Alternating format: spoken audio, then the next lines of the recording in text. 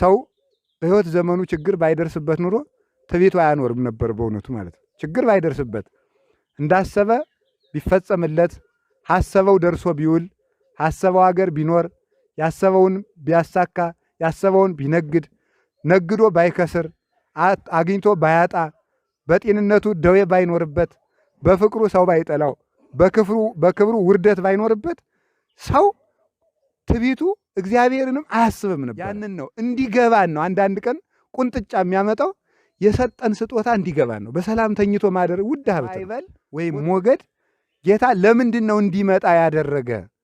እንዲሁ ዝም ብለው በሰላም ቢሻገሩ ምን ቸገረው? ምን ጨነቀው? ነፋስ የሚያመጣ የሚያናውጽ የነፋስ ፈጣሪዋ እኔ ነኝ ብሏል። የባህር ፈጣሪዋ እኔ ነኝ ካለ ነፋስን ጸጥ በይ ረፊና ልጆች በሰላም ይሄዱበት ብሎ ዝም ብሎ ቢያሻግራቸው ምን ቸገረው? ያላችሁ ሰዎች አይደላችሁም፣ ጉልበት ያላችሁ ሰዎች አይደላችሁም።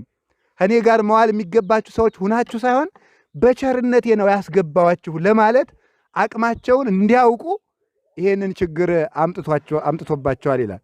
ሰው በ50 ዓመት ሰላም በ1000 ዓመት ሰላም ያላመሰገነውን እግዚአብሔር አተነው ስንቆይ ግን በአንድ ቀን ሰላም እግዚአብሔር የ1000 ዓመት ያህል ይመሰገናል። በሰላም ተኝቶ ማደር ውድ ሀብት ነው። ወጥቶ መግባት ውድ ሀብት ነው። እግዚአብሔር የሰጠን ነው በእውነቱ ማለት ሰው የሰጠን አይደለም። ሰዎች ቢሰጡን ኑሮ በፈለጉት ቀን እያነሱ በፈለጉት ቀን ክፍያ እየጨመሩ ሰላምን ውድ ያደርጓት ነበረ።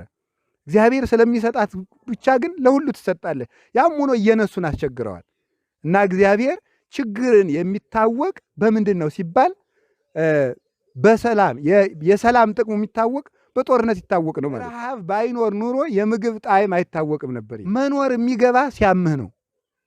በሰላም መኖርህ ጥቅም እንደሆነ የሚገባ ስትታመም ትረዳዋለህ ማለት ነው። የመኖርህ ጥቅም ትርፋለህ። ወንድም ጥቅም የሚገባን ስንለያይ ነው። አብረን ስንኖር ወንድም እህት ደጀን እንደሆነ አይገባን ነው። የእናት ጥቅም የሚገባን ስናጣት ነው። የአባት ጥቅም የሚገባን ስናጣው ነው። ሁሉን ነገር ስናጣው ነው። አዳም የገነት ጥቅም የገባው ሲያጣት ነው። መልካም ሰው የሚባለው አይኖቹ በሌሉት ነገሮች ላይ እያረፉ እግዚአብሔርን የሚያማርር ያይደለ እግዚአብሔር በሰጠው ነገሮች ላይ አይኖቹን የሚያሳርፍ ሰው ተስፋውም ትልቅ ነው፣ መዳረሻውም ትልቅ ነው ማለት ነው። አያችሁ፣ እየሰማችሁኝ ነው?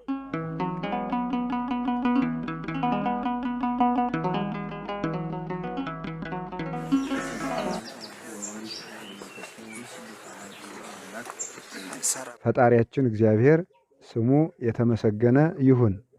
በመካከላችን ተገኝቶ እንዲያስተምረን ቅዱስ ፈቃዱ ይሁንልን። ስለዚህ የዕለቱ ወንጌል እንዲህ ይላል። የማቴዎስ ወንጌል ምዕራፍ 8 ከቁጥር 23 ወአሪጎ ውስተ ሐመር ተለውዎ አርዳኢሁ። ጌታችን መድኃኒታችን ኢየሱስ ክርስቶስ ወደ መርከብ በወጣ ጊዜ ደቀ መዛሙርቱ ተከትለውት ወደ መርከብ ገቡ ይላል።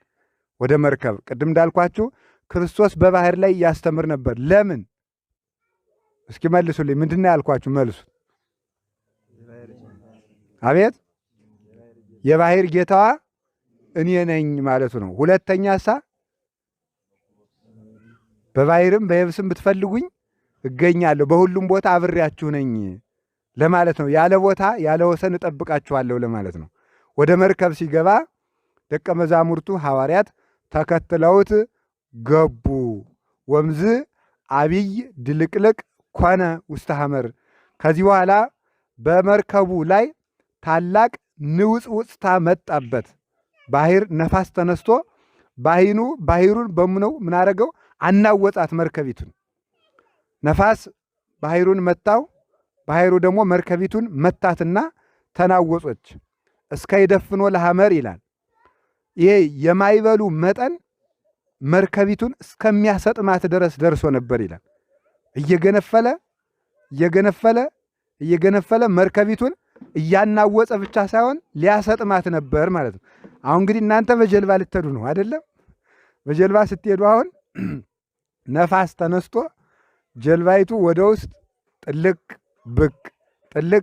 ብቅ ብትል ምን ታደርጋላችሁ? እንሞክረው።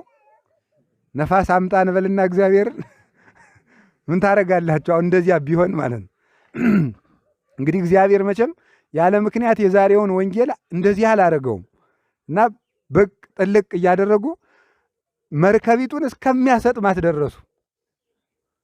ወውእቱሰ ይነውም፣ እርሱ ግን ተኝቶ ነበር ይላል። ጌታ ተኝቶ ነበረ። ሐዋርያት ምን አሉ? ወቀርቡ አርዳኢሁ ወአንቅህዎ፣ ሂደው ቀሰቀሱት። እግዚኦ አድኅነነ ከመ ኢንሙት፣ እባክህን እንዳንጠፋ አድነን፣ ስንጠፋ እናሳዝንህም አሉት። ጌታችን መድኃኒታችን ኢየሱስ ክርስቶስም ተነስቶ ኦ ሕጹጻነ ሃይማኖት ምንት ያፈራህክሙ፣ እናንተ እምነት የጎደላችሁ ስለምን ትፈራላችሁ አላቸው። ወተንሥኦ ገሰጾሙ ለነፋሳት ወለማየ ባሕርኒ፣ ተነስቶ ነፋሳትን ገሰጻቸው፣ የባሕሩን ሞገድ ሁሉ ጸጥ አሰኘው፣ ገሰጻቸው። ወኮነ አብይ ዛይን፣ ታላቅ ጸጥታ ሆነ። ቅድም ምንድን ነው ያልኳችሁ? ታላቅ ንውጽውጽታ ሆነ። አሁን ደግሞ ታላቅ ጸጥታ ሆነ ይላል።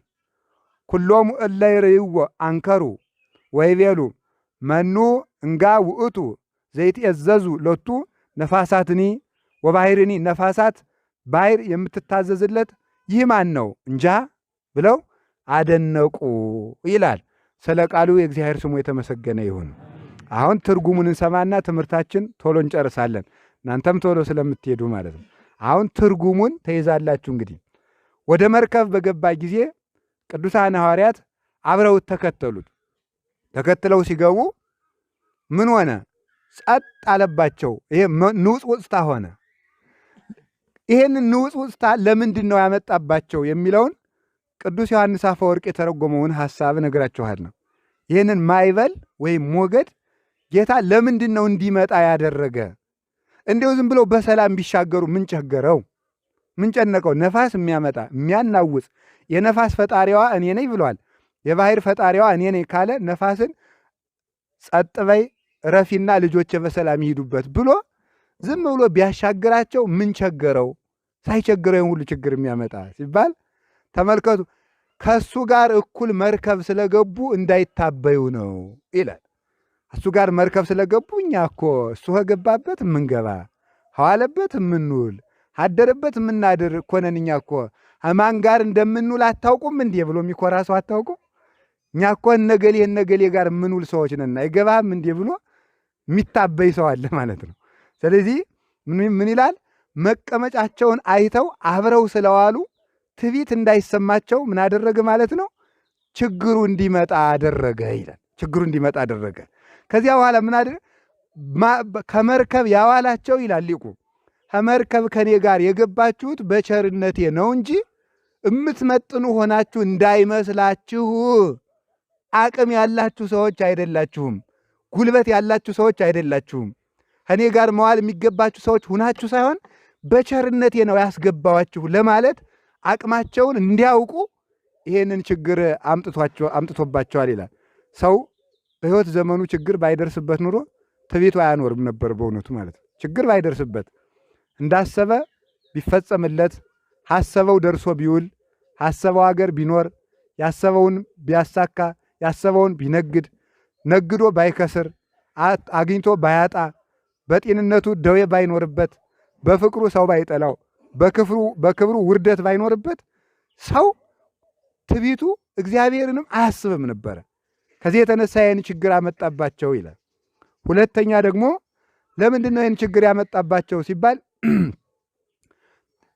የሰላምን ጥቅም እንዲያውቁ ነው ይላል። እስኪ በሉ ምን አላችሁኝ? የሰላምን ጥቅም እንዲያውቁ ነው። የሰላም ጥቅም የሚታወቅ በጦርነት ጊዜ ነው አይደለም? በ20 ዓመት ሰላም ያላመሰገነውን እግዚአብሔር በአንድ ቀን ሰላም እናመሰግነዋል። በ40 ቀን ሰላም፣ በ50 ዓመት ሰላም፣ በ1000 ዓመት ሰላም ያላመሰገነውን እግዚአብሔር አተነው ስንቆይ ግን በአንድ ቀን ሰላም እግዚአብሔር የ1000 ዓመት ያህል ይመሰገናል። ያንን ነው እንዲገባን ነው። አንዳንድ ቀን ቁንጥጫ የሚያመጣው የሰጠን ስጦታ እንዲገባን ነው። በሰላም ተኝቶ ማደር ውድ ሀብት ነው። ወጥቶ መግባት ውድ ሀብት ነው። እግዚአብሔር የሰጠን ነው በእውነቱ ማለት ሰው የሰጠን አይደለም። ሰዎች ቢሰጡን ኑሮ በፈለጉት ቀን እያነሱ በፈለጉት ቀን ክፍያ እየጨመሩ ሰላምን ውድ ያደረጓት ነበረ። እግዚአብሔር ስለሚሰጣት ብቻ ግን ለሁሉ ትሰጣለች። ያም ሆኖ እየነሱን አስቸግረዋል።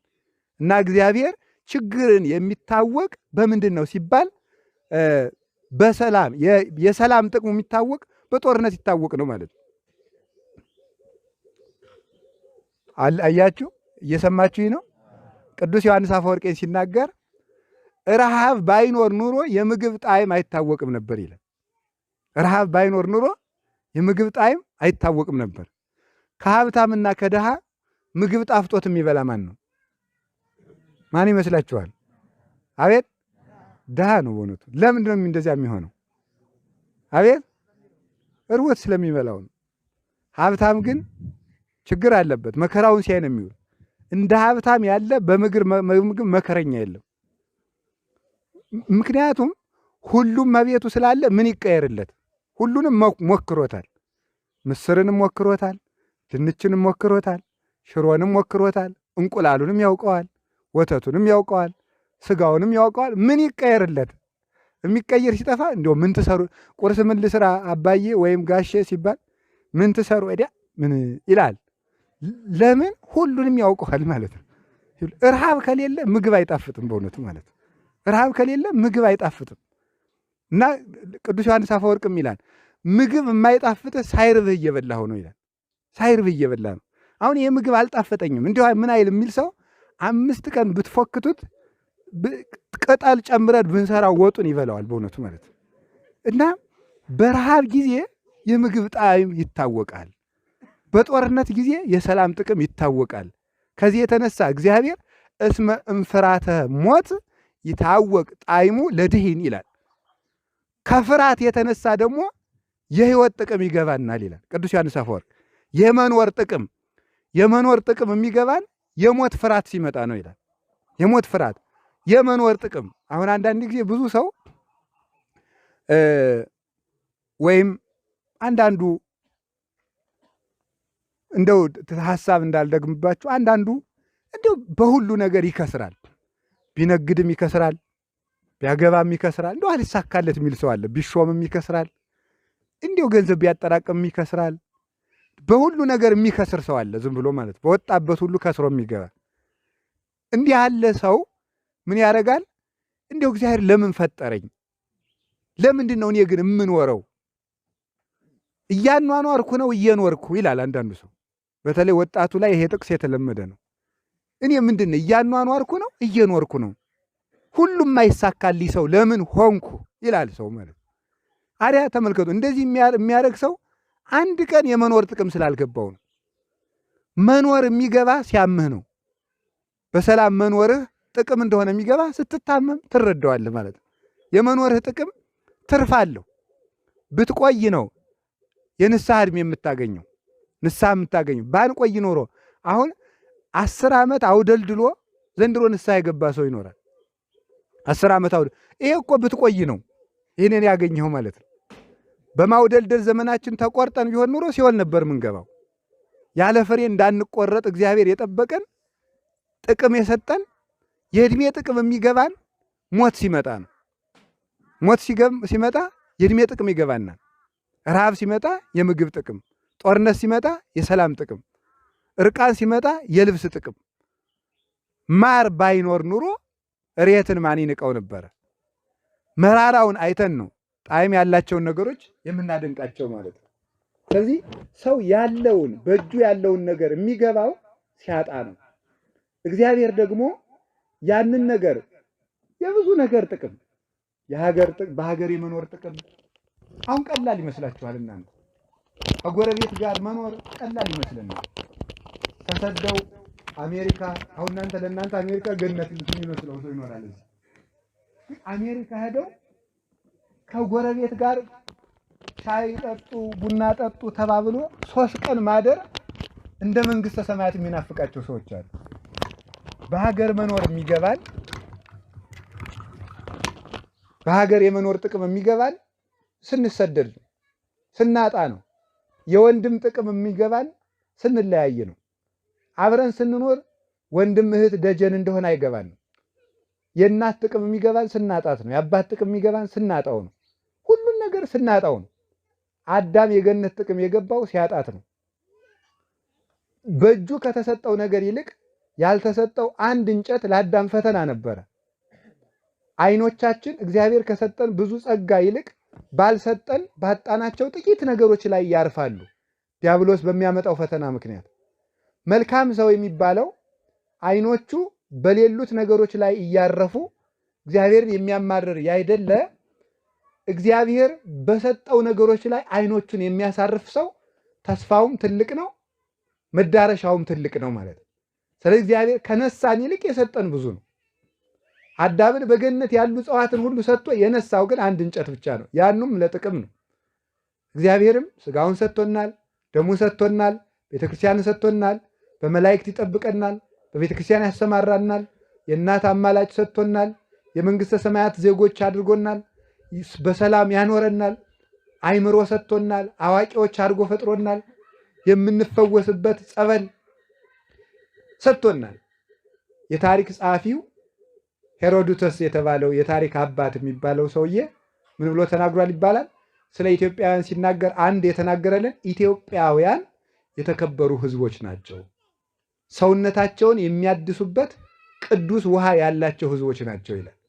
ሰውነታችንን ዘይሄድሳ ከመንስር ለውርዙትከ ገባሬ ሳይል እግዚአብሔር ያረጀውን ሰውነታችንን የሚያድስ ቅዱስ ጸበል ያለን ቦታዎቻችን ሁሉ የተቀደሱ የተባረኩ ሀገራችን ኢትዮጵያ ናት እና የሀገር ጥቅምም እንዲገባን እግዚአብሔር ለጥቂት ጊዜ ሰላም ይነሳናል። በጤንነት ማኖሩ እንዲገባን ለጥቂት ጊዜ ጤና እንድናጣ ያደርገናል። በሄድንበት ሁሉ እንድንቅበዘበዝ እግዚአብሔር ይፈቅዳል። የሚፈቅደው ለምንድን ነው ካላችሁኝ፣ እንዲገባን ነው፣ እንዲረዳን ነው። ይህንን ለማድረግ ጌታ መከራ አምጥቶ ነበረ። በኋላ ወውእቱሰ ይነውም፣ እርሱ ግን ተኝቶ ነበር ይላል። እርሱ ግን ተኝቶ ነበረ። ለምንድን ነው የተኛ ነው? ለምንድን ነው የተኛ ሲባል አንደኛው ሰው መሆኑን ለማስረዳት ነው። ሰው መሆኑን ለማስረዳት ነው። ይሄ ራሱን የቻለ ጥቅም አለው። በነገረ ድህነት አስተምሮ ውስጥ ሰው መሆኑን ማወቃችን ምንድን ነው ጥቅሙ ቢባል፣ እኛ በድለናል፣ ኃጢአት ሰርተናል። ስለበደልን ኃጢአት ስለሰራን የበደልን ደግሞ ሰዎች ነን። ሰው ከበደለ እርቅ ሊፈጸም የሚችለው ሰው ሲክስ ነው። ሰው ከበደለ እርቅ የሚፈጸመው የበደለ ሲክስ ነው። የበደለ ደግሞ ሰው ነው። ሰው ደግሞ እንዳይክስ በመርገም ተይዟል። ስለዚህ እርቁን ለመፈጸም መላእክት እንዳይክሱልን እነሱ ሰው መሆን አይችሉም። ሌሎች ፍጥረታት ደግሞ እንዳይክሱ አይቻላቸውም። ሰው ራሱ እግዚአብሔርን ክሶ እንዳይታረቅ ደግሞ እሱ ራሱ በመርገም የተያዘ ነው። በወንጀል የተያዘ ሰው ለሌላ ወንጀለኛ ዋስ መሆን አይቻለውም። ነቢያትም እንዳያስታርቁን ይህን ፈጽሞ አልቻላቸው አለ። ስለዚህ ካሳው መቅረብ ያለበት በሰው ነው።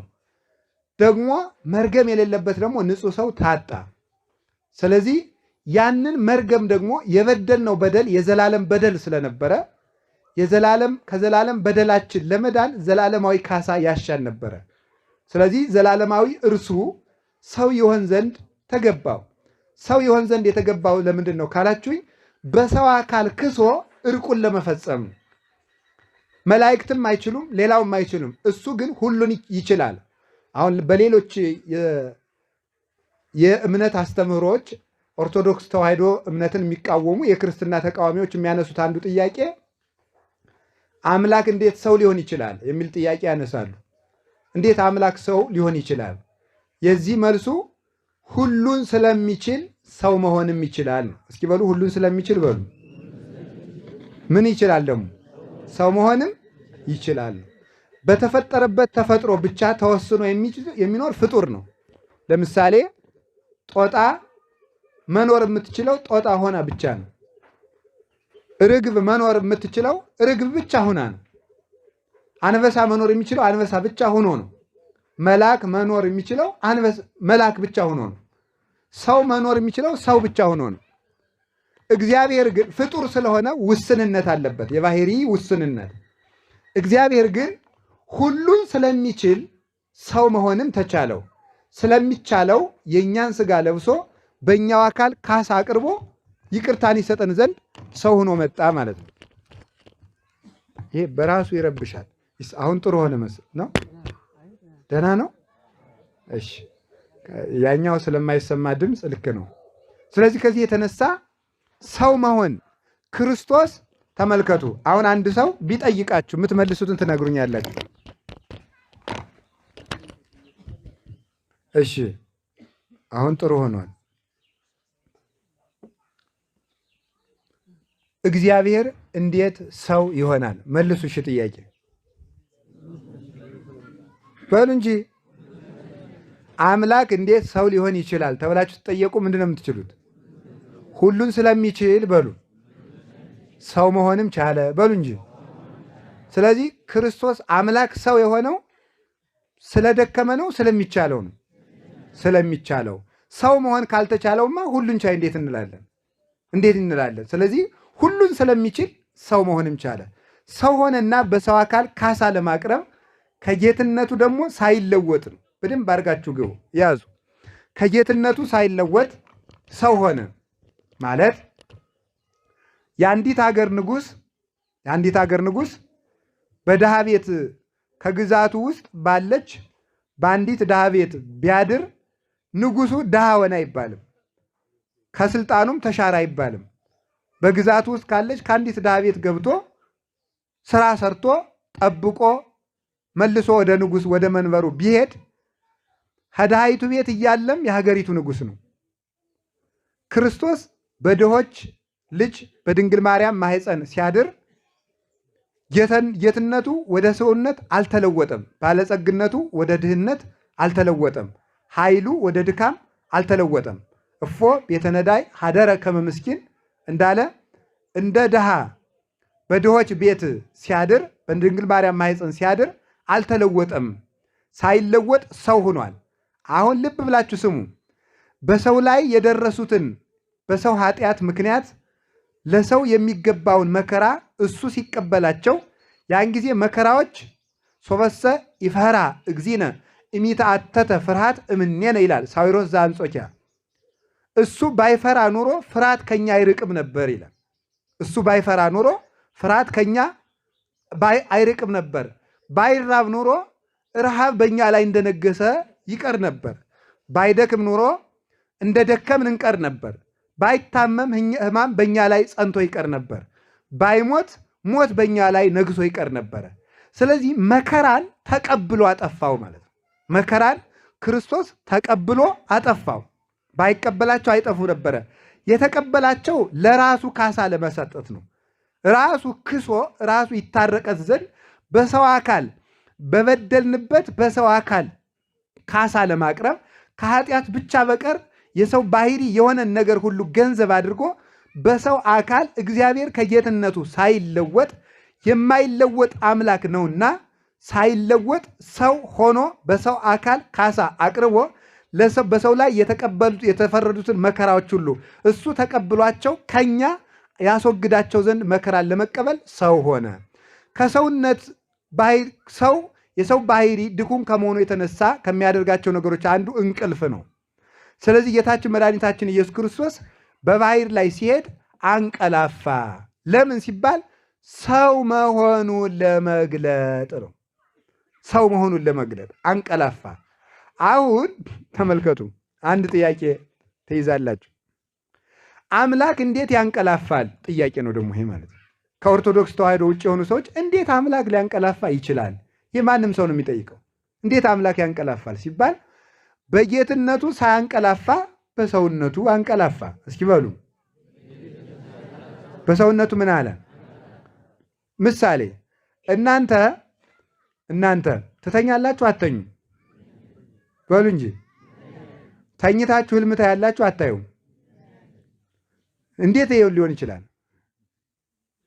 አያችሁ፣ አንድ ሰው ሁለት ነገሮች፣ አንድ ሰው እንደተኛ ንቁ ነው ማለት ነው። እንደተኛ ንቁ ነው።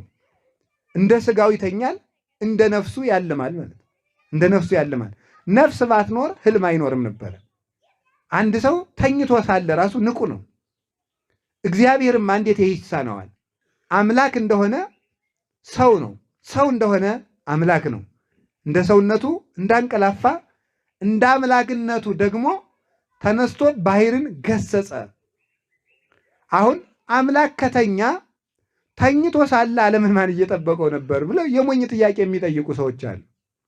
ልጆቻችሁ ነገ ይጠይቋችኋል። አንዱ እንደው በመኪና ውስጥም ስታልፉ አንዱ ደግሞ ሊጠይቃችሁ ይችላል። የያዙት እንቅርት በሉ እንጂ ለምንድን ነው የሚያገለግለው? እንቅርታውን ለምን ያገለግላል? ሴትየቱን እኮ አንዱ በስለት አንገቷን ሲወጋት እንቅርቱ ብቻ ተወጋና ሴትየቱ ተረፈች። እንቅርቷ ስላተረፋት ነው እንዲህ ያለችው ማለት ነው። ያኖሩት እንቅርት ያገለግላል ያለች ሰው በስለት ወግቷት እንቅርቷ ብቻ ተወግቶ አንገቷ ሳይወጋ ከሞት ተርፋበት ነው ማለት ነው። እንቅርትም ጠቀመ ማለት ነው። አኖረ ዘንድ ነው። ዕውቀት መቼ እንደሚጠቅም አይታወቅም ያዙት። ስለዚህ ዕውቀት በሆነ ጊዜ ይጠቅማቸዋል።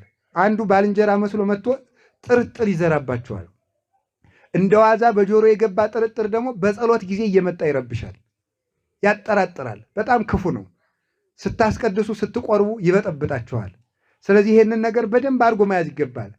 እንዴት አምላክ አንቀላፋ? አምላክ አንቀላፍቶ ሳለ ማን እየጠበቀ ነበር? ማለት እንደ ሰውነቱ ተኝቶ እንደ አምላክነቱ እየጠበቀ ነበር። እስኪ በሉ እንደ ሰውነቱ እንደ አምላክነቱ ምን እያደረገ ነበር?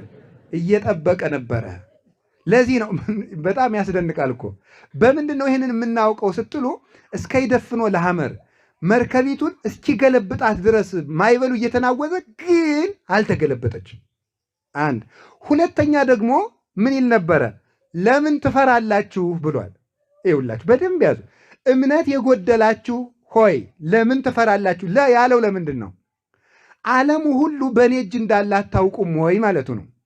እኔ ብተኛም እኮ አምላክ ነኝ። ይህንን ለምንድን ነው የምትረሱት ነው የገሰጻቸው ሐዋርያትን። የምትረሱት ለምንድን ነው? ከእሱ ጋር እያለን ክፉ ያገኘንም የማትሉ ለምንድን ነው? እሱ ጋር እያለን እሱ ጋር ተሳፍረናል ብለን ከማን ጋር እንደተሳፈራችሁ አታውቁም ወይ? እኔ እኮ ነፋስን የፈጠርኩት ባሕርን የፈጠርኩት የምገዛው እኔ ነኝ። ለምን ነው የምትፈሩት? ለምን እንዴ ተኝቶ ለምን ትፈራላችሁ ባለ ምንድን ነው?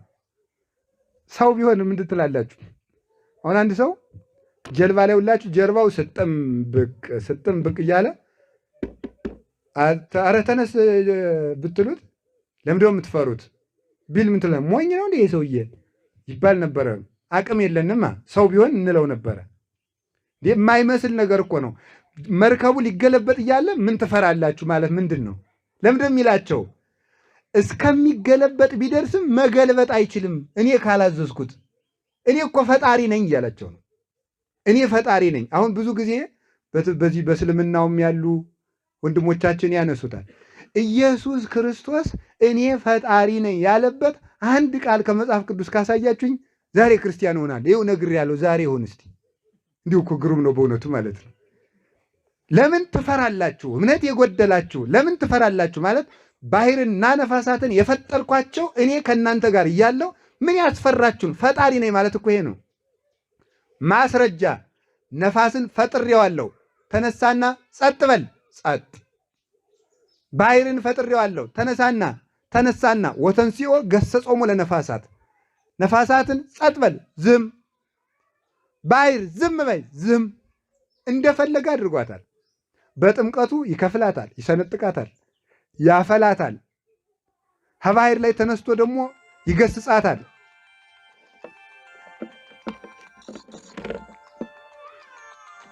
በሻው ጊዜ በፈለገው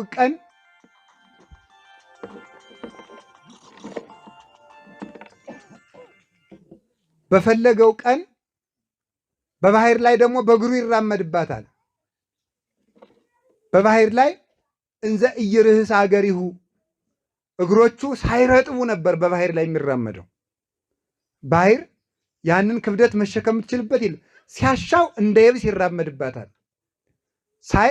ሲያሻው ያስጨንቃታል።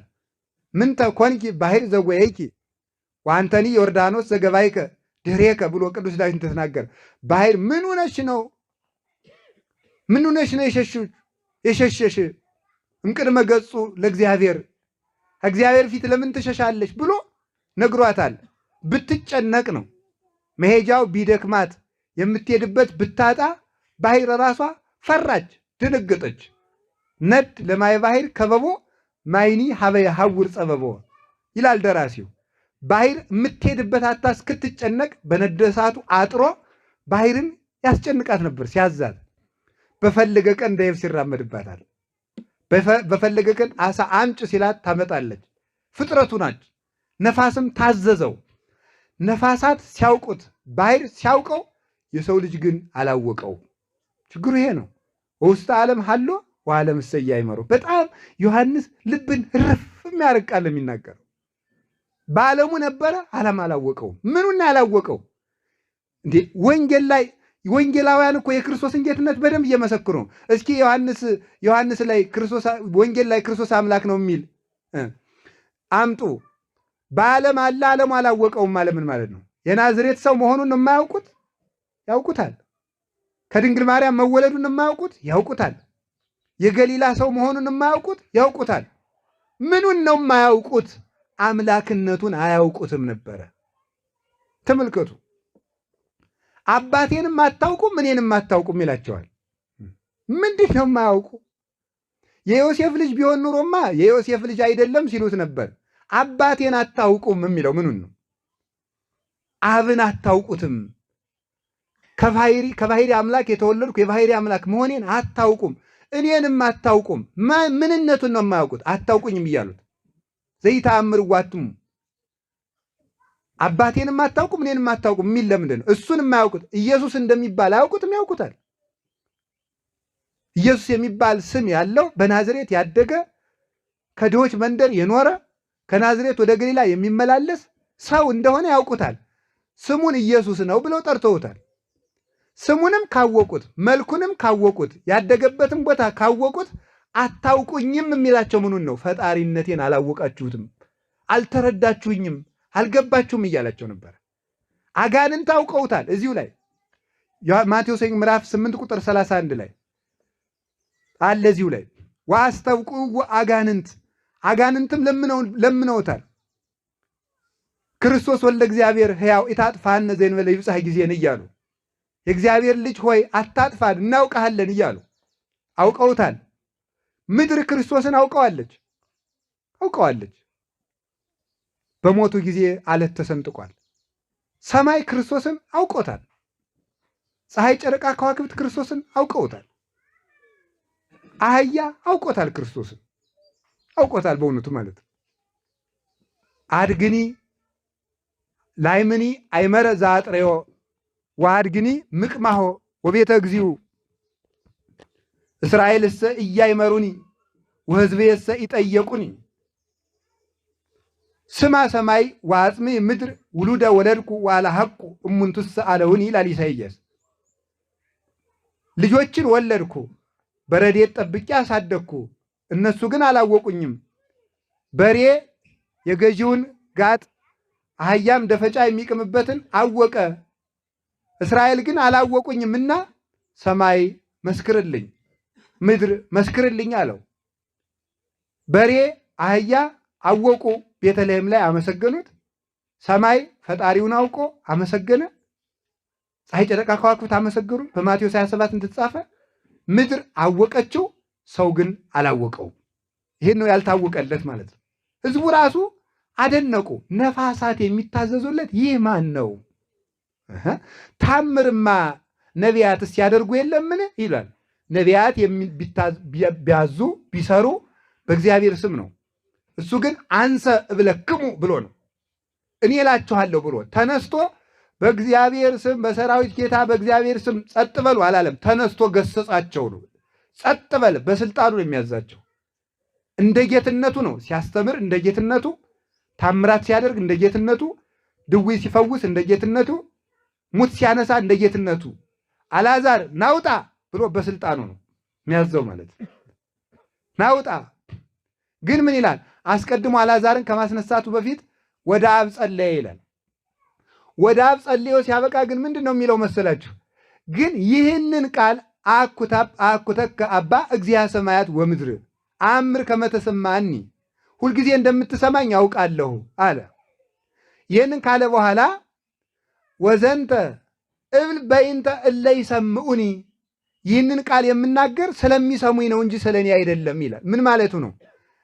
እኔ በጸሎት ታምር ማድረግ የሚያስፈልገኝ ታምር ለማድረግ ጸሎት የሚያስፈልገኝ ስለሆንኩ ሳይሆን የኔ ተከታዮች እንዳይታበዩ በጸሎት ታምራት ማድረግ እንደሚችሉ ለማስተማር ነው፣ አርአያ ለመሆን ነው እንጂ እኔስ በገዛ ስልጣኔ ያደርገዋለሁ ብሎ ሂዶ ና ውጣ ብሎታል። አባ አድህና ለነፍሴ፣ አባቴ ሆይ ነፍሴን አድናት ተጨነቀች። አባ አይልፋ ለዛቲ ጽዋ እምኔ፣ አባቴ ሆይ ይችን ቀን ይችን ጽዋ ከኔ ያሳልፍልኝ ትለፍልኝ ብሎ ደግሞ ይናገራል። ይቺ ጽዋ ከኔ ትለፍ ይላል። ይህንን የሚናገር ደግሞ ሞትን ፈልጋችሁ አትግቡበት፣ ሞትን ፈልጋችሁ ደፍራችሁ አትግቡበት፣ ከሞት አድነን እያላችሁ መከራ ተቀበሉ እንጂ በድፍረት አትቀበሉ ለማለት እንዲህ አለ እንጂ በሌላ ቦታ ደግሞ ስታደርጉ ደግሞ እኔ ነፍሴን በገዛ ስልጣኔ እሰጣታለሁ። እስመ ብውሊተ አንብራሂ ወእሲማ፣ ነፍሴን ከስጋዬ ለመለየትም መልሼ አስነስቼ ለማኖርም ስልጣን አለኝ። አልቦ ዘይሃይደንያ እምድዬ፣ ከጄ ነፍሴን ሊነጥቃት የሚችል ከቶ ማንም የለም ብሎ ዮሐንስ ወንጌል ምዕራፍ 10 ቁጥር 17 ላይ ይናገራል። ስለዚህ እሱ የባህሪ አምላክ፣ የባህሪ ገዥ፣ የባህሪ ስልጣን ያለው ፈጣሪ ነው። ይህንን ለማስረዳት ተነስቶ ነፋሳትን ገሰጻቸው። ብዙ ጊዜ ግን እምነት የሌላቸው ሰዎች ይህ አይታያቸውም እና ጌታችን ኢየሱስ ክርስቶስ ይህንን የምናይበትን አይነ ልቡና ያብራል። ተነስቶ ነፋሳትን ገሰጻቸው። ወኮነ አብይ ዛይን፣ ከዚህ በኋላ ታላቅ ጸጥታ ሆነ። ስለዚህ እንደ ሰውነቱ ተኛ በሉ በሉ፣ አይዟችሁ። እንደ ጌትነቱ ምን አረገ? ነፋሳትን ገሰጻቸው በሉ እንጂ። ባህርን ገሰጸ። ድገሙት። እንደ ሰውነቱ ምን አለ? አንቀላፋ። እንደ አምላክነቱ ምን አደረገ? ነፋሳትን ገሰጻቸው። አሁን እነዚህን ሁሉ ነገሮች ይሄን የመሰሉ ነገሮችን እንግዲህ አብራችሁ ይሁ ከዚህ ከቤተ ክርስቲያን ውጭ የሆኑ ሰዎች የሚጠይቋችሁ እንደዚህ አይነት ጥያቄ ነው። አምላክ ሰርግ ይጠራል ወይ? አምላክ ይደክማል ወይ? አምላክ ይሞታል ወይ? እንደዚህ ነው የሚሏችሁ። አምላክ ይጠይቃል ወይ? አልዓዛርን ይጠይቃል ወይ?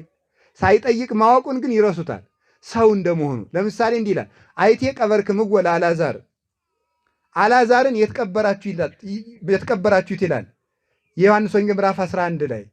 ዝቅ ብሎ ደግሞ ብሎ ዮሐንስ 11 ዝቅ ብሎ አልዓዛርን የትቀበራችሁት ሲል ታገኙታላችሁ። 11 ቁጥር 1 ላይ ደግሞ ስትደርሱ ደግሞ ይላል አልዓዛር አርክነ ኖመ ወአሐውር አንቅሆ ይላል። አልዓዛር ወዳጃችን አልዓዛር አንቀላፍቷል፣ ልቀሰቅሰው ላስነሳው ሄዳለሁ ይላል። መሞቱን ካወቀ መቀበሪያው ይጠፋዋል እንዴ? ያውቃል። ግን ደግሞ ሰው ለመሆኑ ደግሞ የትቀበራችሁት ይላል። ደግሞ እግዚአብሔር አዳም ያለበት ሳይጠፋው አይቴ ሀሎ ከአዳም እንዳለ ብሎ እንደጠየቀ ማለት ነው። ሲጠይቅ ታውቃላችሁ። ይህ ምንድን ነው ብሎ ይጠይቃል። ኢይፈቅድ ይንግርዎ ግዕዞ ለሰብእ እስመ ለሊሁ የአምሮ ሲባል ደግሞ እናገኘዋለን። የሰውን ፈቃዱን ሊነግሩት አያሻውም፣ እሱ ሁሉን ያውቃል። ዮሐንስ ወንጌል ምዕራፍ 2 ላይ ዋይመሮሙ እግዚእ ኢየሱስ ከማንጎርጎሩ አይሁድ እንዳንጎራጎሩ ኢየሱስ ክርስቶስ አወቀባቸው የልባቸውን። ኢታንጎርጉሩ አልቦ ዘይክል መጽያ ሀቤ እመይሳሃቦ አቡዬ፣ አባቴ ወደ እኔ ካልሳባችሁ በሌላ መምጣት አትችሉም፣ አታንጎራጉሩ እያለ የልባቸውን ለሆሳስ እንኳን ያውቅባቸው ነበረ ዮሐንስ ወንጌል ምዕራፍ 6 ላይ። ስለዚህ እንደ ሰውነቱ ያላወቀ ይመስላል፣ እንደ ጌትነቱ ደግሞ ሳይጠይቁት ያውቃል። እንደ ሰውነቱ ሰርግ ይጠራል፣ እንደ አምላክነቱ ውሃውን ጠጅ ያደርጋል። እንደ ሰውነቱ ይደክማል፣ ሃንካሳነ አሮፀ ይላል ሄሬኒዮስ በሃይማኖተ አበው። እንደ ጌትነቱ ደግሞ አንካሳዎችን እያረታ እንዲረጡ ያደርጋቸዋል፣ ሽባዎችን ይተረትራል። እንደ ሰውነቱ ተከሶ ዝም ይላል፣ እንደ አምላክነቱ ለዲዳዎች ቃል ይሰጣል። ለባህማን ኮኖሙ ቃለ ያለው ይሄን ነው። ለዲዳዎች ቃል ይሆናቸዋል፣ ለስውራን ምርጉዘ፣ ለተሰበሩት ይጠግናቸዋል፣ የጎበጠችውን ያቀናታል። መስቀል ተሸክሞ ተጎንብሶ ደግሞ ይሄዳል፣ ይደክማል። ሁሉን በፈቃዱ አደረገ። ይህን ነው ሰው ሊያውቅለት የሚገባው ማለት ነው። በነገራችሁ ላይ በመጨረሻው ዘመን በ8ኛው ሺህ ከሚሰሩ ኃጢአቶች አንዱ የእግዚአብሔርን ውለታ መርሳት ነው።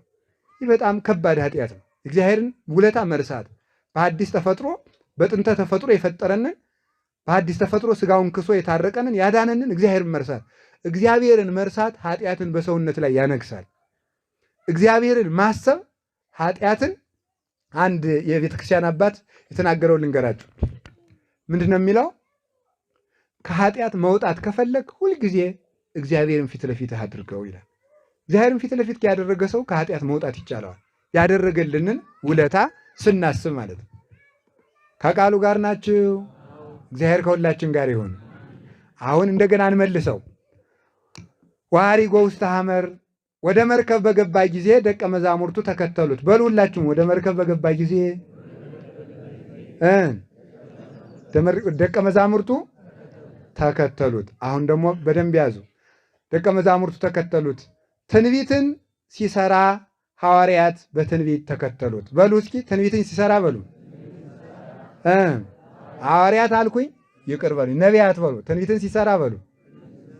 እሺ፣ ነቢያት በምን ተከተሉት? በትንቢት ተከተሉ። አሁን መርከብ የተባለች ምን ሆነች?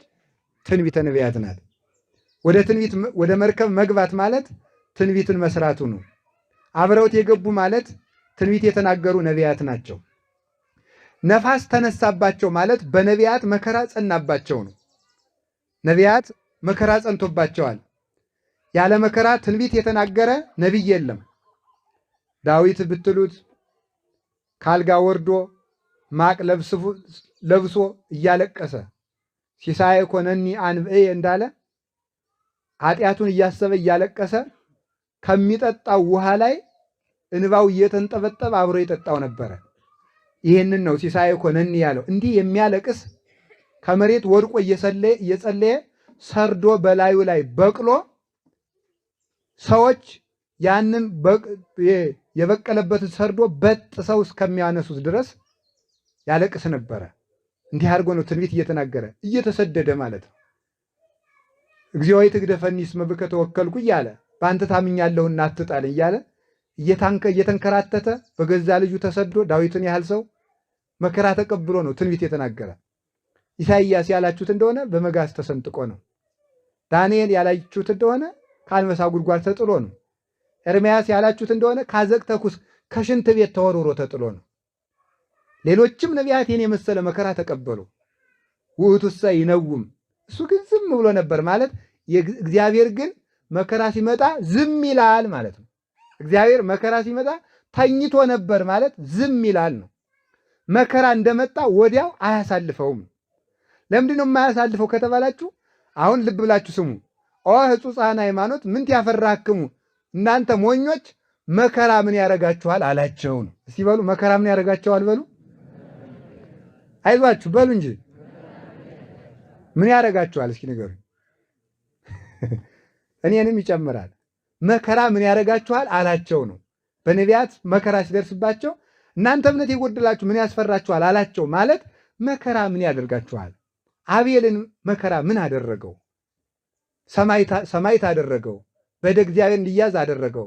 በኩረ ሰማዕታት አስባለው እንጂ ምን ጎዳው? ኢሳይያስን ልዑለ ቃል አስባለው እንጂ ምን ጎዳው? ሙሴን ርዕሰ ነቢያት አሰኘው እንጂ ምን ጎዳው? ዳዊትን አበ ክርስቶስ የክርስቶስ አባት ለመባል አበቃው እንጂ መከራው ምን ጎዳው? ኤርምያስን ንጹሕ ድንግል ሆኖ በእግዚአብሔር ዘንድ አክሊል እንዲሰጥ አደረገው እንጂ ምን ጎዳው? ዳንኤልንስ በአሕዛብ ሀገር እንዲከብር የክርስቶስን ሥጋዌ አምልቶ አስፍቶ እንዲናገር አደረገው እንጂ ምን ጎዳው? መከራ ለምን ትሰቀቁታላችሁ? ለምን? እግዚአብሔር ግን ተኝቶ ነበር ማለት እስራኤል ያን ያህል ሲሰቃዩ እግዚአብሔር ዝም ብሎ ነበር። ለምን ዝም ይላል ሲባል መከራው እንዲጠቅማቸው ብሎ ጥቂት መከራ ይቀበሉ። ምድርን የሚኮተኩታት ሰው ፍሬን እንደሚሰበስብ ሁሉ ሰውነቱን በመከራ የሚኮተኩት ሰው ወይም በመከራ የሚቆፈር ሰው የሰው ሰውነት ምድር ነው። የክርስቶስ ቃል ዘር ነው። ቃሉ የሚበቅለው ሲኮተኮት ነው። ቃለ እግዚአብሔር በሰው ሰውነት የሚያፈራው በመከራ ሲኮተኮት ነው። መከራ ሲኮተኮት ያፈራል። ስለዚህ እግዚአብሔር ዝም እንዲለን እንድንኮተኮት እንድናፈራ ብሎ ነው። ክብር እንድናገኝ ብሎ ነው። እስመ እግዚአብሔር ሎቱ ስብሐት በይንተ ብዝሃ ጸጋሁ ያበዋ ለነፍስ ተኩሉ ጻይረ ምንዳቤ። ልዑል እግዚአብሔር በልብ መታሰቡ በቃል መነገሩ ስሙ ከፍ ከፍ ይበልና ለሰው ለነፍስ ስለሚሰጣት ክብር ብዛት ሲል ሰውነትን ወደ ብዙ መከራ እንድትገባ ያደርጋታል። ብዙ መከራ ብዙ ጸጋ እንዲያገኙ ብዙ መከራ ሲመጡ ዝም ይላሉ። ንቃህ እግዚኦ ለምን ትነውም ይሉታል። እነሱ ደግሞ ለምን ትተኛለህ እባክህ ንቃ ይሉታል። እስከ መቼ ነው? እስከ ማይዜኑ እግዚኦ ተረሳኒ ለግሙራ የምትረሳኝ እስከ መቼ ነው? ደክማ አይንቴ እንዘይብላ ማይዜ ትመጽእ ወታስተፈስሐኒ አቤቱ መቼ ትመጣለህ? ሐዘኔንስ መቼ ትሽረዋለህ? ደስ የምታሰኘኝ ተስፋዬን የምትፈጽምልኝ መቼ ነው እያሉ አይኖቼ አንተ በመጠባበቅ ደከሙ። ማይዜ ትመጽእ ሀቤ ወሐውር በየዋህተ ልቤ ማእከለ ቤቴ መቼ ትመጣለህ እያልኩኝ በቅንነት በቤቴ ተቀምጬ አንተን እጠብቅሃለሁ እያሉ አባቶቻችን ያለቅሳሉ። እሱ ግን ከትዕግስቱ ዝም ይላል።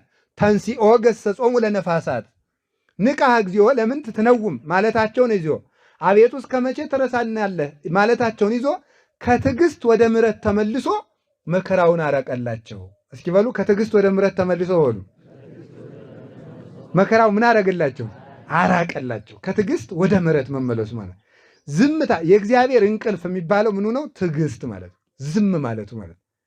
እግዚአብሔር እኛ መከራ ስለምንቀበል አይቸኩልም። ዝም ብሎ እንደሚታገስ እኛም መቸኮል ታገሶ ለእግዚአብሔር ወቀፍ ፍኖቶ እግዚአብሔርን ታግሰ እስከ ጊዜ ድረስ ጠብቀው ነው። የማያልፍ ነገር የለም፣ ሁሉም ያልፋል። ይሄ አንዱ ነው።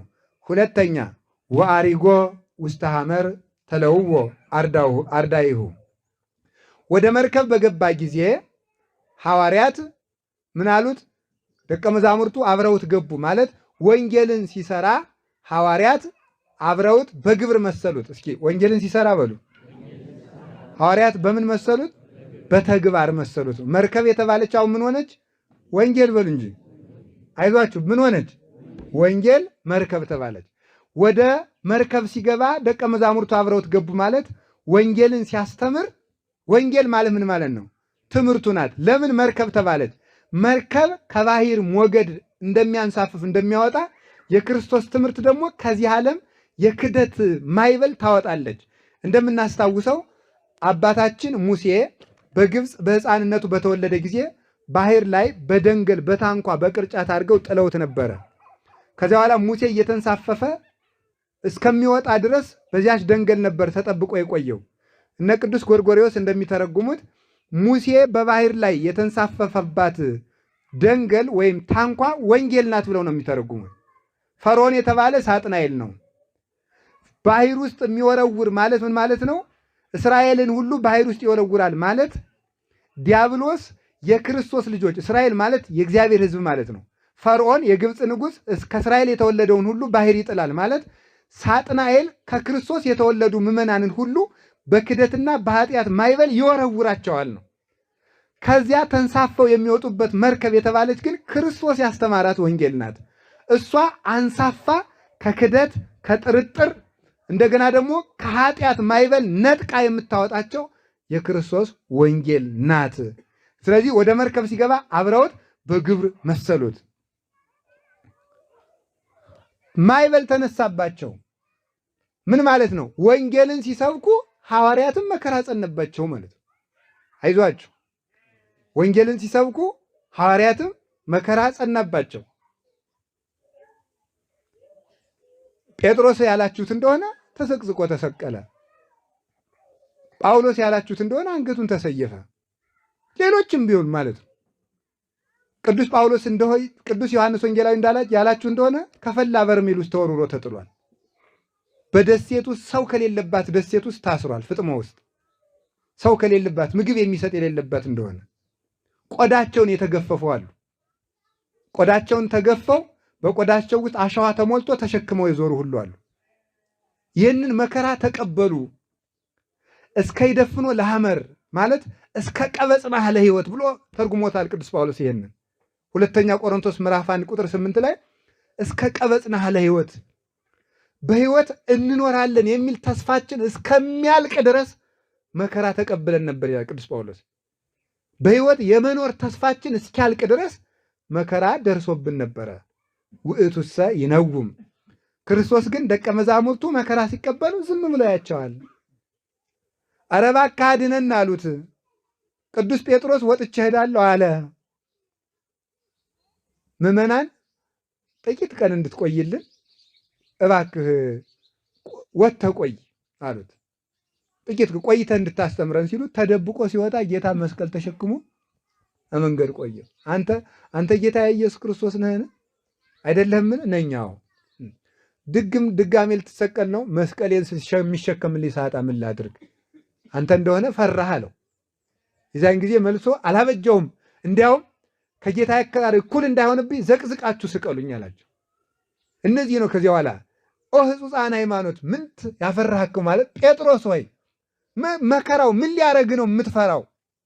እኔ ተሰቅዬ ቀረው አሉ፣ እኔ ሙቼ ቀረው አሉ፣ እሑድ አልተነሳው፣ አንተስ ትከብርበታለህ እንጂ ምን ይጎዳኛል ብለህ ነው ብሎ አጸናቸው። ገሰጾሙ ለነፋሳት መከራውን አበረደላቸው፣ አስታገሰላቸው።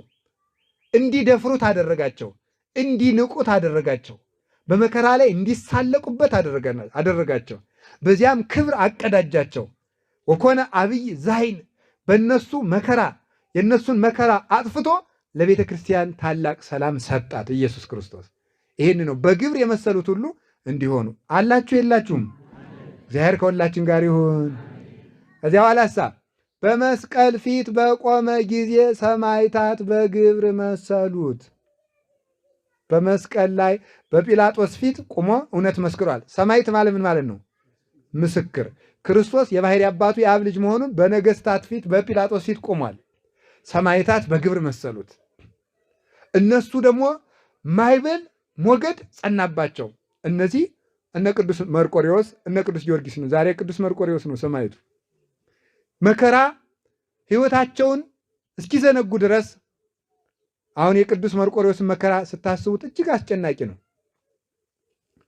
ከጋለ ብረት ምጣድ ላይ ሆኖ እየተጠበሰ ማለት ነው።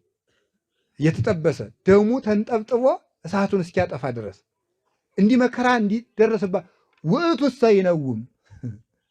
ክርስቶስ ግን መርቆሬዎስ ሲገረፍ ዝም፣ ሲሰቃይም ዝም፣ ከሌላ ደግሞ ይሄኛው አሰቃይታ ሰልችቶት ወደ ሌላ ሀገር ሲልከው ዝም፣ ሲጠበስ ዝም ያደርጋል። ለምን ሲባል ምን ያስፈራችኋል የሚላቸው መከራው ለሰማዕታት ክብር እንጂ ጉዳት እንደማይሆናቸው ያውቃልና፣ ክብር እንጂ ጉዳት እንደማይሆንባቸው ስለሚያውቅ መከራውን ሲቀበሉ ዝም ይላቸዋል።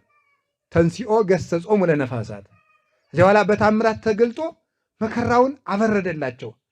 ዋጋ የሚያገኙበትን ሳያበርድ እንዲቀበሉት አደረጋቸው። ዋጋ የሚያገኙበትን ማለፍ የሚገባውን ደግሞ ለሌላ ቀን እንዲበረቱ አበረደላቸው።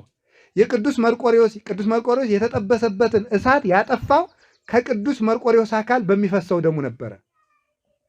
ስለዚህ ከደሙ ከራሱ የሚወጣው ደም እሳቱን ያጠፋለት ነበረ። ከዚያ በኋላ በቅዱስ መርቆሬዎስ አክሊል ሰጥቶ እሱንም አሳርፎ ወደ መንግሥተ ሰማያት ወደብ ወስዶ ስምህን የጠራውን ሁሉ እረፍት ሰጠዋለሁ ብሎ ቃል ኪዳን ገባለን። በኋላስ በከሃዲው በኡልያኖስ ወይም በጁሊያን ዘመን ማለት ነው። በኡልያኖስ ጊዜ ምንድን የተደረገ?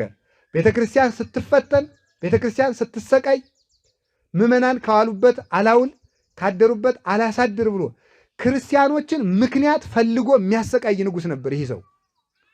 ጳጳሳትን ሁሉ ምክንያት ፈልጎ የሚያስር ቅዱስ ባስልዮስና ጎርጎርዮስን አስሮ ያሰቃያቸዋል። ከታሰሩበት እስር ቤት ውስጥ ቀና ሲሉ የቅዱስ መርቆሬዎስን ስዕል አዩት። አንዱ የታሰረ ሰው ሰቅሎት ይሆናል።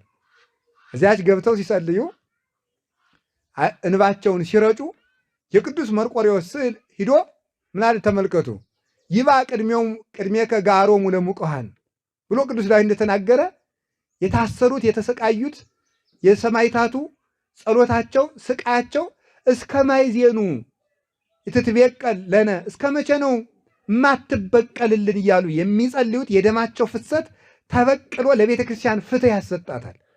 እዚያ በኋላ ተመልከቱ የቅዱስ መርቆሬዎስ ስዕል ደሙ ተካሰሰና ስዕሉ ሂዶ ኡልያኖስን አንገቱን ተረግጦ ገደለው። ከዚያ በኋላ ተመልሶ መጣ። ከስዕሉ ሰይፍ ደም ይንጠበጠባል።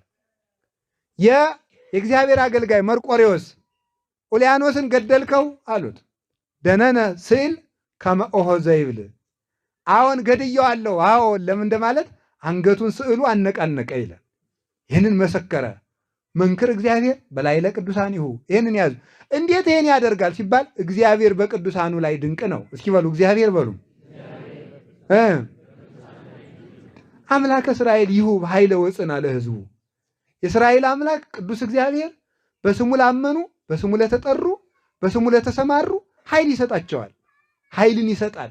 ኃይል ሰጥቶ በስማቸው ለስማቸው ኃይል ይሰጠዋል። ለስዕላቸው ኃይል ይሰጠዋል። ለመቀበራቸው ኃይል ይሰጠዋል። እግዚአብሔር የአቅብ ኩሎ ወይትቀጠቀጥ አሃዱ እሙስቴቶሙ። ለአጥንታቸው ኃይል ይሰጠዋል። አይጠፋም።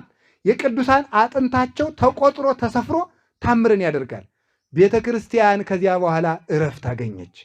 ወኮነ አብይ ዛይን ክርስቶስ ከትዕግሥት ወደ ምሕረት ተመልሶ በሰማዕታት ደም ተበቅሎ አላውያን ነገሥታትን አጥፍቶ ለቤተ ክርስቲያን እረፍት ሰጠ። ቅዱስ ጊዮርጊስን ብታስቡትም እንዲያው ነው። ያ ሁሉ መከራ ሲደርስበት በሱም ማዕበል ተነስቶበታል። በመጋዝ መሰንጠቅ ቀላል አይደለም። ታሪክ በታሪክነቱ ሲተረክ ይቀላል። በጣም ችግር ነው። በታሪክነቱ ሲተረክ ይቀላል፣ ይቀልብናል ማለት ነው።